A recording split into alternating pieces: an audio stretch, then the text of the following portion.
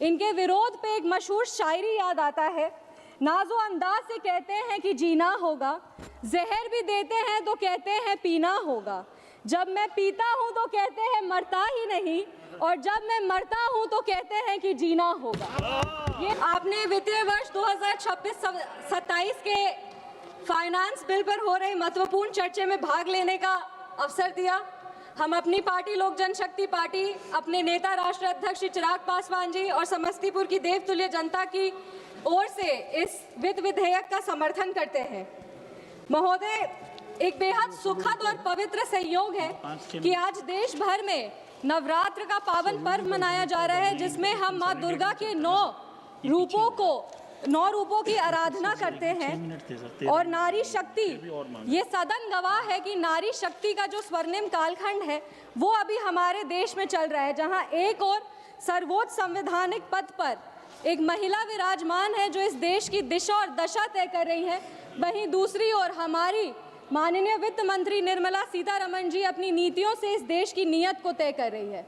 एक छोटे से ग्रामीण क्षेत्र से माताओं बहनों के आशीर्वाद से एक युवा महिला सांसद अपनी आवाज़ को इस सदन में बुलंद कर रही है, और वहीं पे जितनी भी हमारी माताएं बहनें हैं उनके आशीर्वाद से और जो सरकार जो है जितनी भी महिला है उनके सशक्तिकरण से स्वयं सहायता समूह जो समाज में महिलाओं को ग्रोथ इंजन बना रहा है, उसके विमेन लीडर्स को ग्रामीण क्षेत्रों में डेवलप कर रहा है। ये सबसे ये समझ में आता है कि हमारे देश में जो विमेन लेड डेवलपमेंट है उसका सही परिणाम आज देखने को मिल रहा है।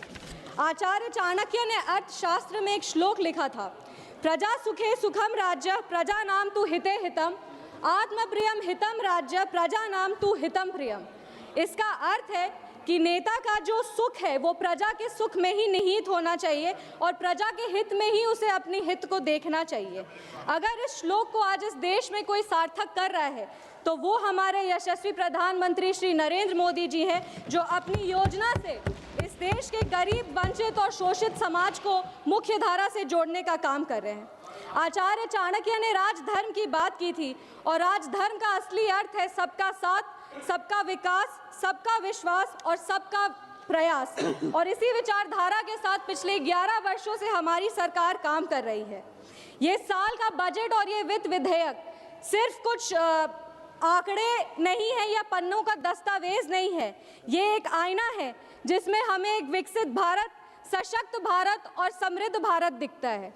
ये आईना है जिसमें हमें बाबा साहब डॉक्टर भीमराव अंबेडकर के समावेशी सोच को देखने को मिलता है। ये एक आईना है जिसमें हम भारत रत्न जननायक कर्पूरी ठाकुर जी के सामाजिक न्याय को देख सकते हैं। ये आईना है जिसमें हम युवाओं की प्रतिभा को देख सकते हैं।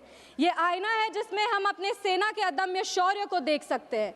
ये आईना है जिसमें हम सरकार की प्रतिबद्धता को देख सकते हैं, जो इतने जियोपॉलिटिकल तनाव के बावजूद भी हमारे देश की जो अर्थव्यवस्था है वो आज फास्टेस्ट ग्रोइंग इकोनॉमी है और अर्थव्यवस्था इतने टर्मोइल सिचुएशन में भी मजबूत है। लेकिन विडंबना देखिए महोदय, जिस आईने में हमें विकास और विश्वास दोनों ही दिख रहा है उसमें विपक्ष को कुछ नहीं दिख रहा। इनके विरोध पे एक मशहूर शायरी याद आता है, नाजो अंदाज से कहते हैं कि जीना होगा, जहर भी देते हैं तो कहते हैं पीना होगा, जब मैं पीता हूँ तो कहते हैं मरता ही नहीं, और जब मैं मरता हूँ तो कहते हैं कि जीना होगा। ये विपक्ष जो है अपने नाजो अंदाज में रोज झूठ, फरेब और अफवाह का जहर इस देश को पिलाने का प्रयास करती है, पर ये जानते ही नहीं है कि देश इनके नकारात्मक राजनीति को बहुत साल पहले ही इनकार कर दिया है। इस शेर में विपक्ष का पूरा सियासी चरित्र देखने को मिलता है। यहाँ पे बड़ी बड़ी संस्थानें हैं, IMF है, OECD है, जो भारत की ओर उम्मीद से देखती है और भारत को एक ब्राइट स्पॉट मानती है, पर हमारे विपक्ष के कुछ विद्वान हैं जिनको इस पूरे विकास में कुछ दिखता ही नहीं और वो हमेशा कहते हैं कि India is a dead economy.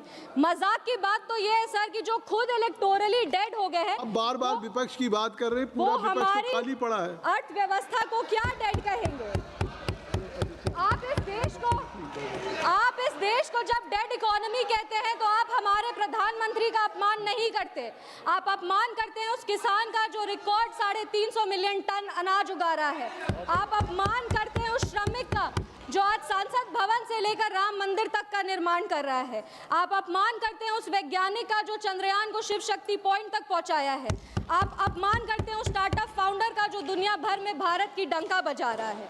और हम गर्व से कहते हैं कि under the decisive leadership of our honourable prime minister Shri Narendra Modi ji, हम फ्रजाइल 5 इकोनॉमी से टॉप 5 इकोनॉमीज में आ चुके हैं। और ये सिर्फ और सिर्फ इसीलिए संभव हो पाया क्योंकि हमारी नीतियां जो है वो बोल्ड रिफॉर्म्स पर आधारित है, रोबस्ट इंफ्रास्ट्रक्चर पर आधारित है। इसी विकास का प्रमाण है कि हमारा बिहार भी आज आगे बढ़ रहा है।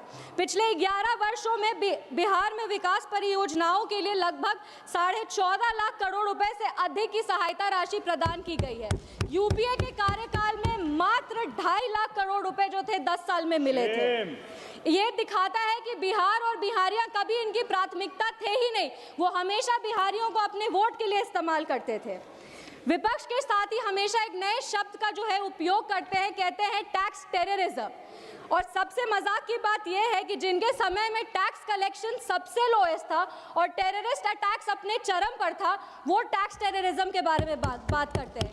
2012 में सुप्रीम कोर्ट के जजमेंट को पलट करके रेट्रोस्पेक्टिव टैक्सेशन लाना असली टैक्स टेररिज्म था और इसके बारे में ये कुछ चर्चा ही नहीं करना चाहते।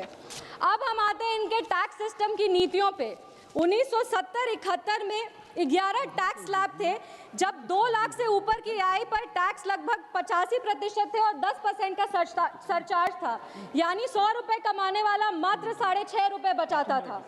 आज जो टैक्स फ्री इनकम है उसका लिमिट बढ़ा करके 12 लाख रुपए कर दिया गया, जो यूपीए के कार्यकाल से 6 गुना ज्यादा है।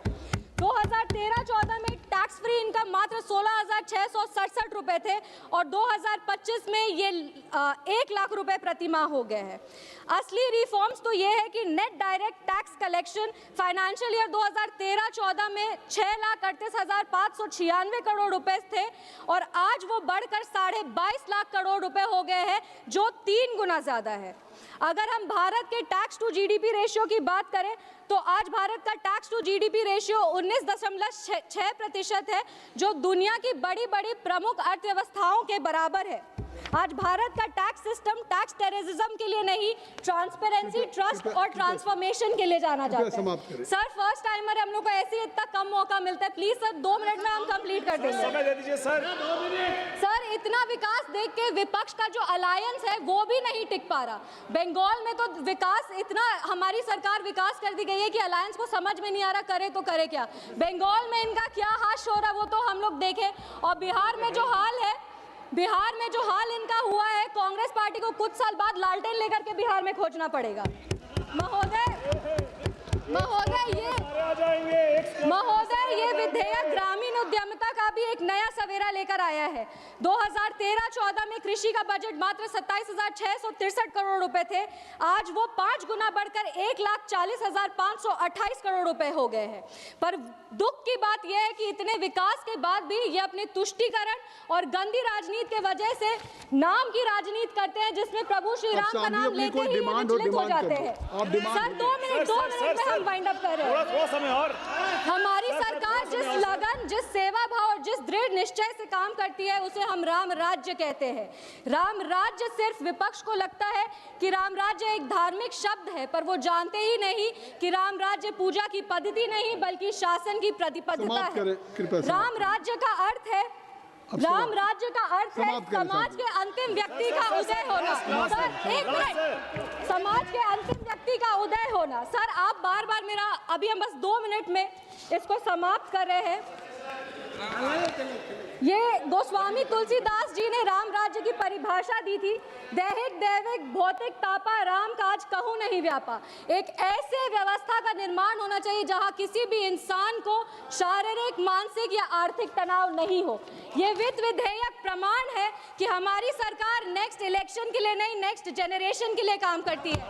इस नेक्स्ट जनरेशन को प्रोत्साहित करने के लिए अंत में नेक्स्ट जनरेशन को प्रोत्साहित करने के लिए अंत में हम अटल बिहारी वाजपेयी जी की एक कविता पढ़ना चाहेंगे और अपने वाणी को विराम देना चाहेंगे।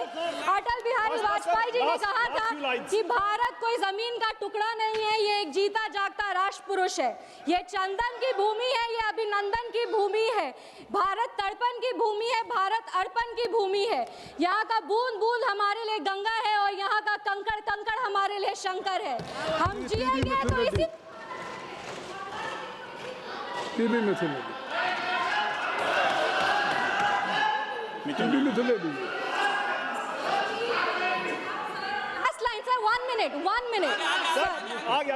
हम जिएंगे तो इसी भारत के लिए और मरेंगे तो इसी भारत के लिए, और मरने के बाद गंगा में बहती हमारी अस्थियों को कोई कान लगाकर सुनेगा तो उसे सिर सुनाई देगा। भारत माता की जय। बहुत बहुत